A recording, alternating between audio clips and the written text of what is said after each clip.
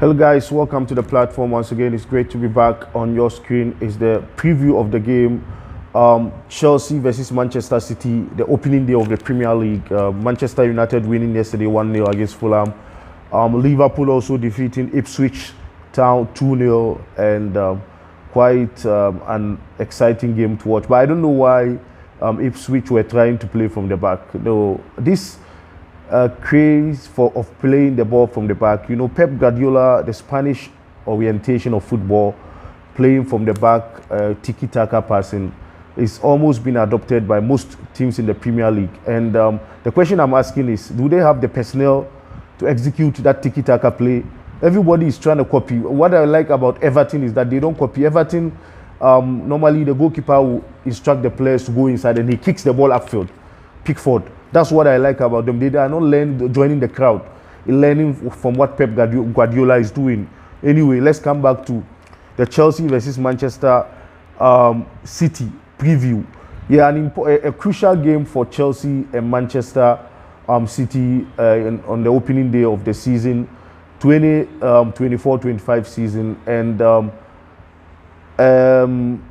Enzo Maresca's comment prior to the start of the game is not encouraging at all. As in one of doing his pre-match press encounter, he said some things which I would like to highlight on some of them. When he was asked, I think he was asked about his target for the season, and he said he's not been given any target, but he knows the club should try and compete. They are working towards 5-10 years term because he signed 5-year contract. But I'm trying to remove some except of what he addressed in the press conference. As in, he said he knows they are working for 5-10 years project, something of that sort. No, my answer to Enzo Maresca is that he should be very careful when he starts talking this way and it gets down to the players. What they will think is that even when we lose, it will be normal. This is Pochettino started well in terms of his public encounter and press encounter. He, at the initial beginning of last season, said Chelsea wanted to compete, right? Chelsea wanted to compete for all trophies after winning the preseason trophy last season. But when he started the season and things started going wrong, he changed his tune and said that after all, the players that were bought were young players, they were inexperienced, they needed some time to develop, blah, blah, blah, blah, blah, blah, blah, blah, and it got worse for him.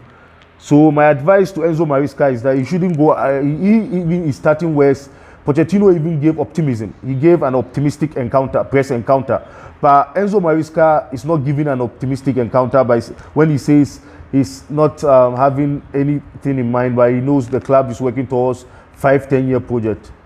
Hello, if you start this way, you're gonna get it disastrous for you, because he's have to put in, knowing at the back of his mind that he may not have the squad of Manchester City and Arsenal and even perhaps Liverpool, but he has to make up in his mind that the team is to compete for top 4 at least, if even you can't win the league. Though he's just started the league and nothing has happened, everybody among the top 6 can still say they are competing for the league.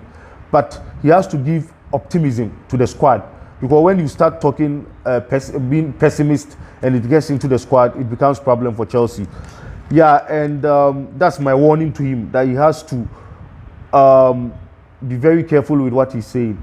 My second warning to him is that in this game against Manchester City, he has to defend and cautiously rely on the counter breaks. I know moments on the game will come where Chelsea will counter break and also get something out of the game.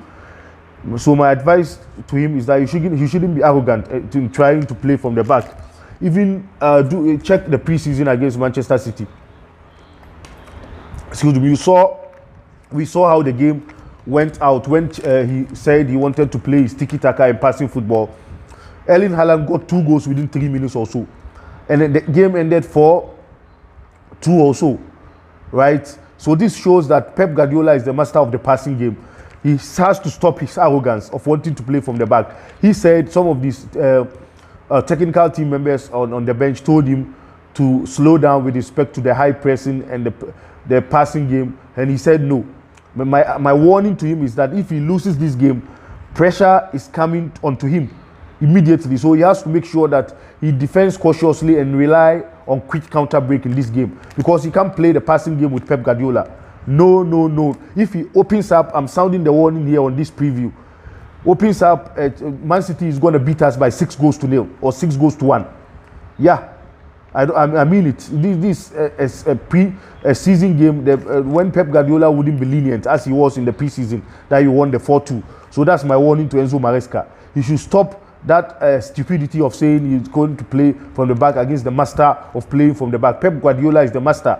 So, but when you meet these smaller teams, you can play from the back. That's no problem. But against Manchester City, there's no way he has to play from the back. He has to be rely cautiously on the chances that he get. Chelsea has to be clinical again in this game. Even almighty Real Madrid, when they open up against City, they were walloped 4-0 2 seasons ago in the Champions League.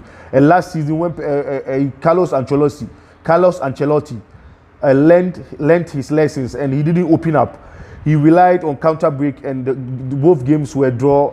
He drew both games and went ahead to win on penalties. So that's how we should approach Pep Guardiola's game. Similarly, Mikel Arteta against Pep Guardiola defended cautiously and won 1-0 at the Emirates, and then went to Etihad to draw 0-0. These are some of the examples that I'm giving to Enzo Maresca to see that he cannot play from the back. He can't come out carelessly against Manchester City. It will be no. You can't play that game against Manchester City. The earlier he learns his lessons, the better. Other than that, pressure is going to come onto him. Yeah.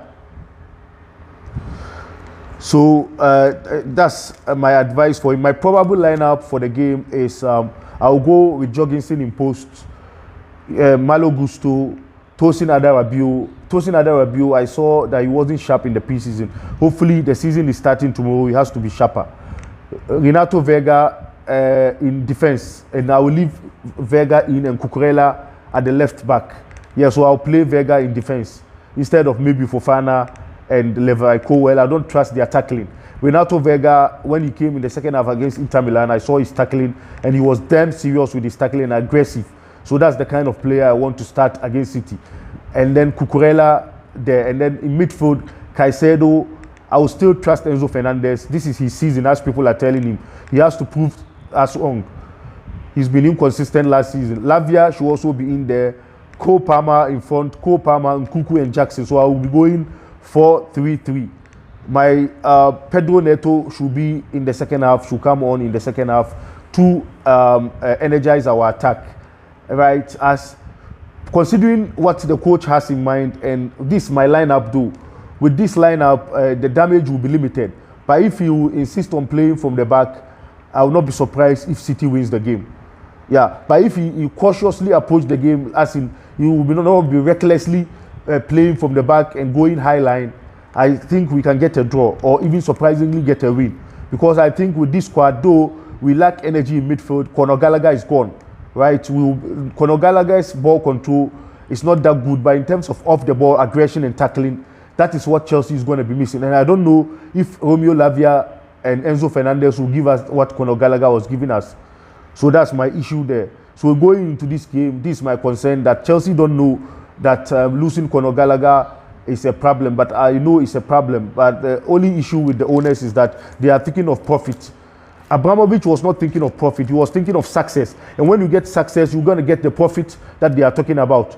So the first point of getting money and profit is through performance on the field. And we are still waiting for Victor Osimhen. And the earlier they get us Victor Osimhen, the better. As at now, I have not renewed my membership. As you are aware, when we renew membership at Chelsea, we pay money. And as at now, I've not paid the money because of their recklessness in transfer window. They are directionless and they don't know what they are doing. And hence, some of us will pay the renewing of membership, the £30 later. As at now, I'm still waiting to see what they will do. They have to get us Victor Osimhen, or else I will not stop supporting Chelsea. Yes, I'm still Chelsea forever, I know. But the club is going to lose revenue in terms of membership. Even they are struggling to get sponsorship when the team is not in the top 4. So that's the Enzo Maresca should place in the top 4 for the team to get sponsorship. We can't tell us that there's a project for 10 years. Nobody will wait for him for 10 years. This season is going to be crucial for him. The earlier he performs, the better for him, and stop that stupidity.